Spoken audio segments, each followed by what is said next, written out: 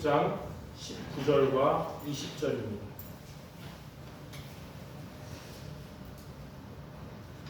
(262페이지에) 있는 로마서 16장 19절, 20절 구절을 우리 같이 합독해서 읽겠습니다. 같이 읽겠습니다. 너희의 순종함이 모든 사람에게 들리는지라. 그러므로 내가 너희로 말미암아 기뻐하노니 너희가 선한 데 지혜롭고 악한 데 일어나기를 원하노라. 평강의 하나님께서 속히 사탄을 너희 발 아래에서 상하게 하시리라. 우리 주 예수의 은혜가 너희에게 있을지어다. 아멘. 제가 우리 수정교회 성도 여러분들을 위해 매일 기도하는 기도 중 한 가지가 있습니다. 그게 뭐냐면 여러분들이 하나님께 축복을 받고 그리고 하나님께 쓰임받는 성도가 되는 것입니다. 그게 저의 매일 기도 제목인데요. 성경을 보면서 이런 제 기도 제목과 같이 하나님께 축복받고 하나님께 쓰임받는 증인들이 나오는데 그게 바로 로마서 16장에 나오는 제자들입니다. 그래서 저는 신방기간 동안에 11월에 있었던 신방기간 동안 여러분들 개개인을 향해서 로마서 16장 제자의 메시지를 전달했고, 제가 여러분들 놓고 기도할 때마다 어떤 기도하냐면 그 전달했던 그 말씀이 성취되도록 기도하고 있습니다.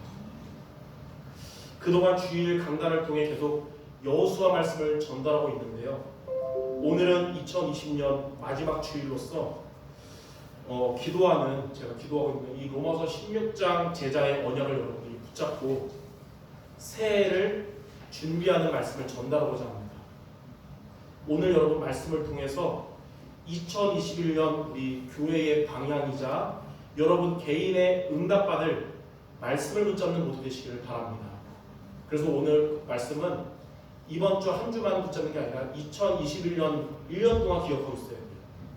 자, 첫 번째, 로마서 16장 제자들은 하나님께 축복받고 쓰임받은 자들입니다. 첫 번째로 그들은 교회의 보호자, 동역자, 식주인이었어요.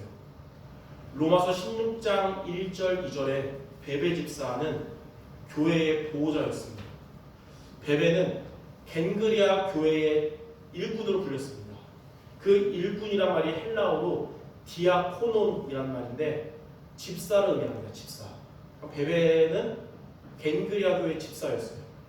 근데 이때 당시 집사 직분은 이때 이스라엘 문화는 지금 볼 때 별로 안 좋았습니다. 왜냐하면 남자들만 사도가 될 수 있고 남자들만 집사 임명받는 그런 안 좋은 시대였어요.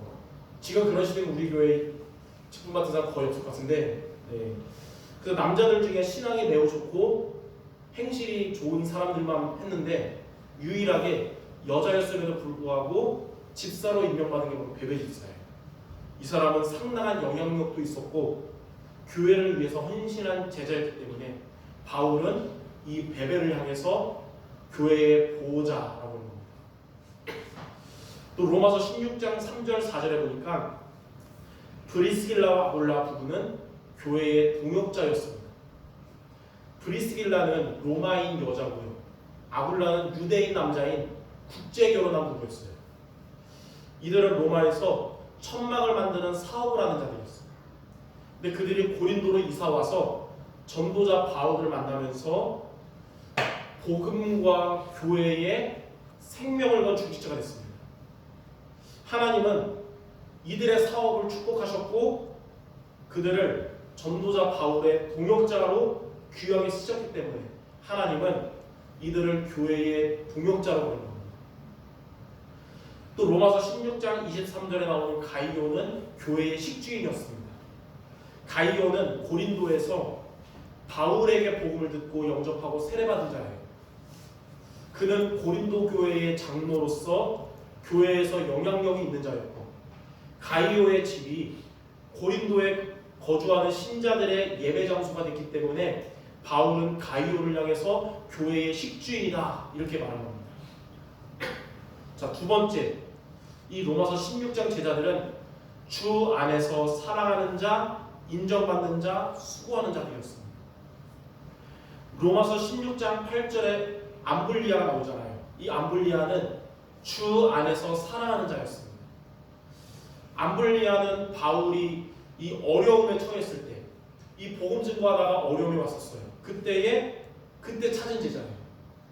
원래 이 제자는 막 교회가 막 성장하고 막 잘 될 때 찾는 것보다 정말 힘들고 어려울 때 찾을 때 더 귀하게 느껴지는 거죠. 그리고 이 그녀는 바울의 목회 사역과 전도 사역에 큰 힘이 된 자입니다. 그래서 암블리아는 전도자에게 힘이 되고 동역자가 돼서 바울은 그녀를 향해서 주 안에서 사랑하는 자 이렇게 말합니다. 또 로마서 16장 10절에 보면 아벨레라는 사람 나옵니다. 아벨레. 주 안에서 인정받는 자였습니다. 아벨레의 삶은 이 어려움이 참 많았습니다. 아벨레라는 뜻 자체가 흑색이라는 뜻이에요. 검은색. 어려움이 많은 거예요. 근데 이 사람이 복음을 들으면서 그 세상의 삶의 어려움보다 훨씬 큰 하나님의 큰 은혜를 받았습니다. 그래서 이 사람은 아벨레는 교회를 위하여 감사함으로 헌신하고 또 교회 온 성도들에게 인정을 받는 자예요. 그래서 바울은 이 아벨레를 향해서 주 안에서 인정받는 자다 이렇게 말한 겁니다. 또 로마서 16장 12절에 보니까 두르베나와 두르보사가 나옵니다. 이들은 주 안에서 수고한 자들이에요.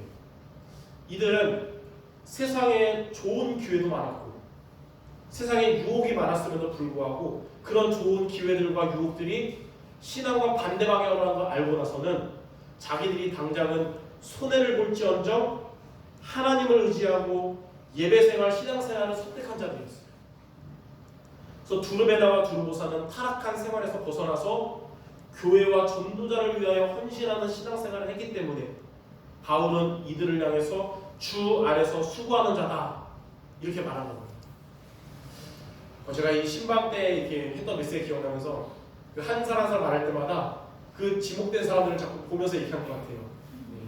근데 세 번째 보니까 그들은 그리스도 안에 있는 자들이었습니다. 로마서 16장에 나오는 이 제자들의 공통점이 있다면 이들은 모두 그리스도 안에 있는 자였어요.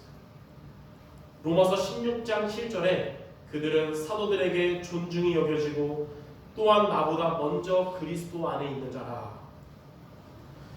로마서 16장 제자들은 그리스도 안에 있는 자들이었기 때문에 하나님께 아주 귀한 자들이었고 또 이들은 그리스도 안에 있는 자들이었기 때문에 성도들과 목사님에게 존중받는 자들이었습니다. 이처럼 하나님은 여기 있는 여러분들을 그리스도 안에 있는 자 그리고 로마서 16장 제자로 부르셨습니다. 하나님은 여러분을 하나님께 축복받는 자, 또 쓰임받는 자로 부르셨다는 사실을 여러분 항상 기억하시길 바랍니다. 하나님의 말씀이 성취되는 시작이 뭐냐면 하나님이 나를 어떠한 존재로 부르셨는지를 알고 붙잡는 것을 말합니다. 하나님이 성도 여러분들을 축복받고 쓰임받을 로마서 16장 제자로 부르셨음을 여러분이 알고 붙잡기를 바랍니다. 하나님 나를 이런 자로 불렀구나를 붙잡을 때부터 하나님께서 주신 말씀이 성취되는 시작이 되는 거예요. 그래서 2021년은 여러분들 어떠한 일이 있든지 하나님이 나를 이런 로마서 16장 제자로 불렀다는 사실은 1년 동안 잊지 않는 여러분 되시기 바랍니다. 자, 그러면 하나님께서 로마서 16장 제자에게 주신 미션이 무엇일까요? 하나님께 축복받고 쓰임받는 제자가 되려면 우리는 어떠한 미션을 붙잡아야 됩니까? 자, 크게 두 번째, 선한데 지혜롭고 악한데 밀어내야 합니다. 하나님께서 전도자 바울을 통해서 로마서 16장 제자들에게 주신 미션이 로마서 16장 19절에 선한데 지혜롭고 악한데 밀어내라 미션 준 겁니다. 이게 바로 우리의 삶이 하나님께 정말 복을 받으면서 쓰임받을 수 있는 비밀인 것입니다. 근데 첫 번째 보니까 세상에는 반대로 살아가는 신자들이 많습니다. 악한 데는 지혜롭고 선한 데는 밀어나는 신앙생활하는 사람 많아요. 이걸 보고 뭐라 그러냐면 나중심 신앙이라고 합니다. 나중심, 자기중심. 나 중심의 신앙생활이란 뭐냐면 내 생각대로 예수님을 믿고 그리고 내 감정 따라 내 기분 따라 교회를 다니고 내 능력대로 내 마음대로 신앙생활을 하는 겁니다. 근데 이렇게 나 중심의 신앙생활을 하면 하나님이 응답하시질 않습니다. 세상은 우리에게 듣기는 좋지만 우리를 무너뜨리는 광명의 천사 같은 말을 해요.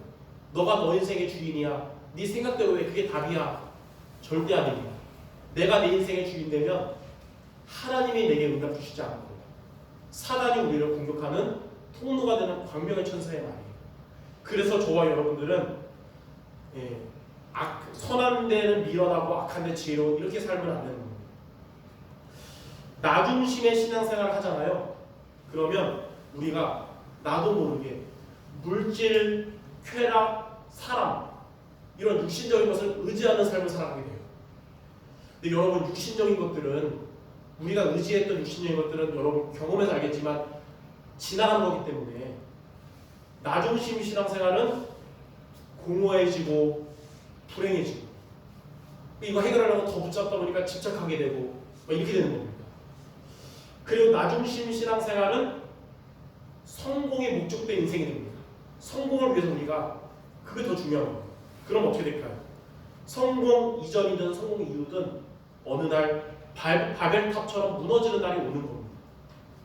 그러므로 우리는 악한 데 지혜롭고 선한 데 미련한 나 중심 신앙의 성도들 되지 말고 선한 데 지혜롭고 악한 데 미련한 성도들 되시기를 바랍니다.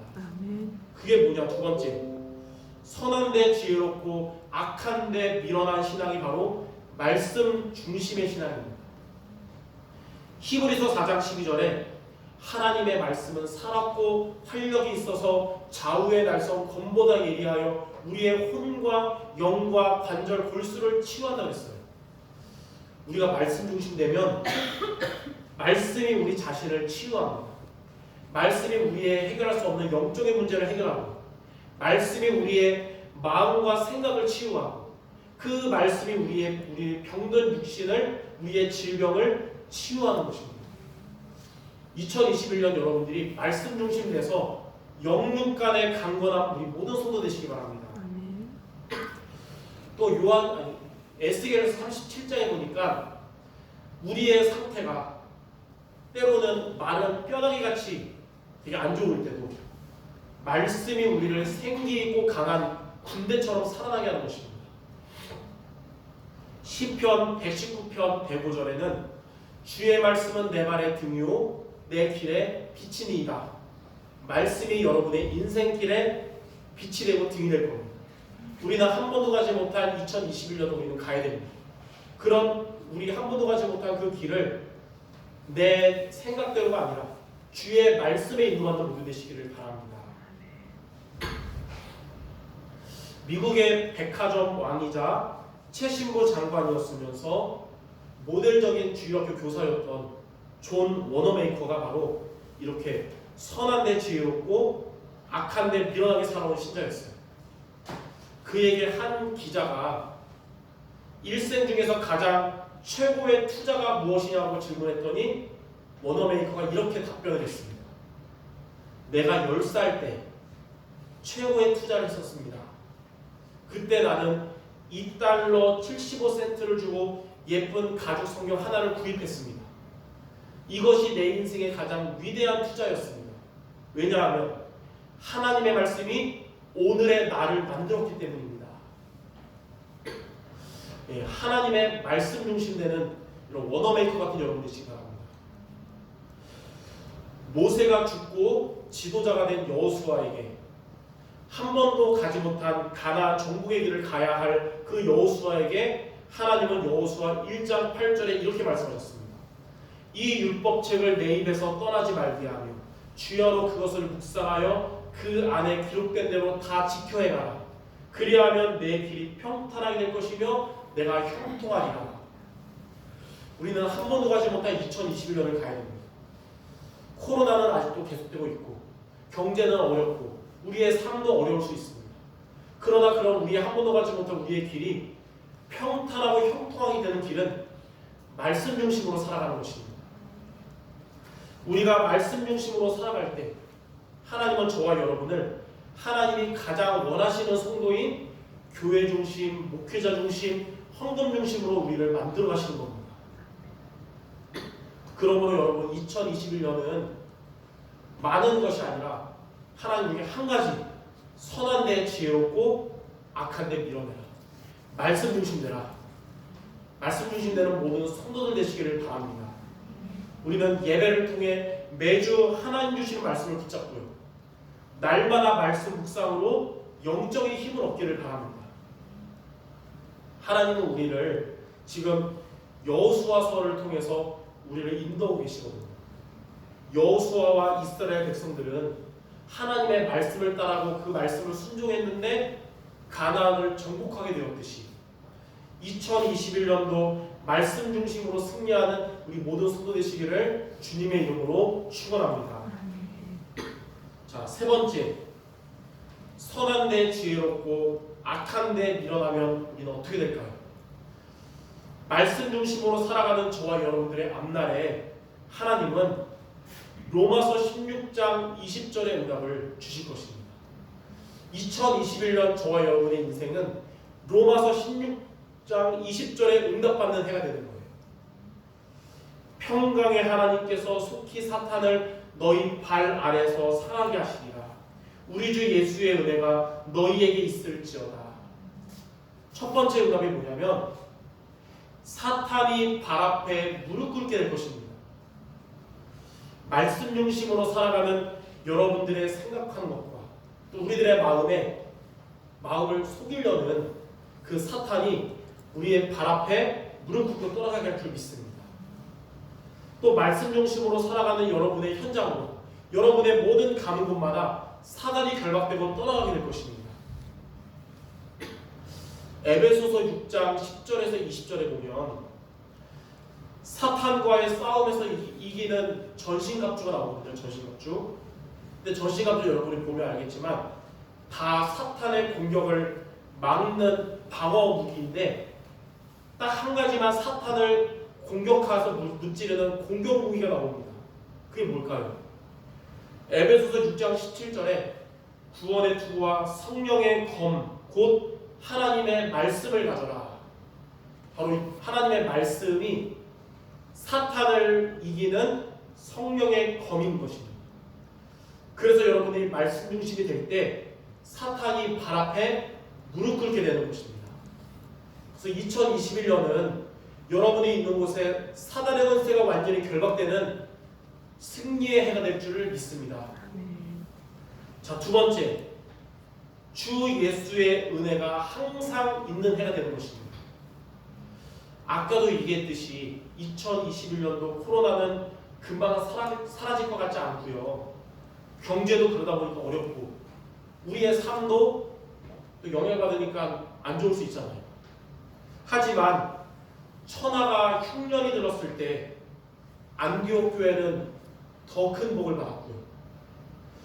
애굽의 10가지 재앙 중에도 이 언약의 백성들이 있었던 고센 땅은 하나님이 보호해 주셨듯이 말씀 중심되는 새해에는 하나님이 여러분들에게 주 예수의 은혜를 가득하게 하실 줄 믿습니다. 새해에 가득할 주 예수의 은혜가 뭘까요?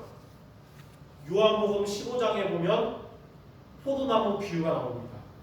예수님은 포도나무고 우리들은 거기에 붙어있는 가지예요. 나중심의 신앙생활은 뭐냐면 포도나무에서 분리된 가지고요. 말씀 중심의 신앙생활은 포도나무에 붙어있는 가지를 말합니다. 요한복음 15장 7절에 너희가 내 안에 거하고 내 말이 너희 안에 거하면 무엇이든지 원하는 대로 구하라. 그리하면 이루리라. 주 예수의 은혜가 있다 그랬잖아요. 주 예수 은혜가 뭐냐면 하나님께서 말씀을 주시고 그 말씀을 여러분에게 영적인 힘 주시면서 말씀을 성취하시는 것이 주 예수의 은혜인 것입니다. 특히 우리 수정교회 성도 여러분들을 볼 때 응답받아야 될 기도 제목 3가지가 있어요. 첫 번째는 뭐냐면 가정보고가 되는 것. 두 번째는 영육이 건강하게 되는 것이고, 세 번째는 빛의 경제에 응답받는 것입니다. 이 세 가지 기도 제목이 하나님 우리가 어떻게 응답 주실까요? 기도 응답은 말씀 없이 오지 않습니다. 기도 응답은 하나님이 주신 말씀을 붙잡고 기도할 때 말씀이 성취됨으로 오는 것이에요. 아까 말한 것처럼 너희가 내 안에 거하고 내 말이 너희 안에 거하면 무엇이든지 원하는 대로 구하라. 그리하면 주시리라. 주 예수의 은혜가 너에게 있을지어다. 그 말이 뭐냐? 말씀 중심으로 살아가는 여러분들에게 하나님은 우리에게 중요한 기도 응답을 말씀 성취로 주시는 것입니다. 그러므로 말씀 중심으로 살아가는 저와 여러분들에게 2021년에도 하나님은 성취될 말씀을 우리들에게 주시고 그 말씀으로 역사하실 줄 믿습니다. 그래서 오늘 말씀은 이번 주만 붙잡지 말고 1년 동안 붙잡는 모두 되시길 바랍니다. 그래서 오늘 말씀이 얼마나 중요한지 지난주 월요일날 보니까 5인 이상 집합금지 내렸잖아요.